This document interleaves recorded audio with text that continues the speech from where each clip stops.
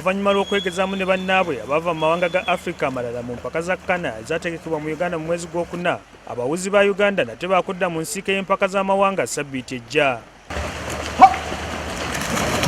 Bano bajja kuba battunka mu mpaka z'amawanga ezigenda okubeera mu Mombasa mu Kenya. Uganda yakukiikirirwa abawuzi 13 mu mpaka zino eziggyibwako akawuuwo ku Lwokutaano nga 24, wadde nga baakubeera ku bugenyi bannayuganda bagumu nti bakutuukiriza ebigendererwa byabwe mu mpaka zino.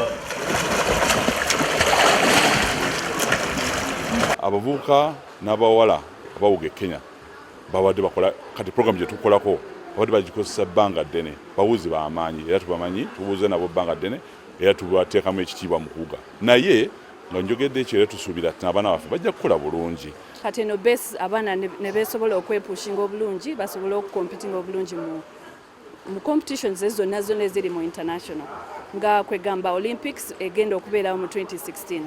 Ttiimu y'abawala yakulemberwamu Musaayi Muto Anthea Mudanye ate abalenzi bakulemberwemu Noah Senkebe. Sam Mpoza, NTV Akawungeezi.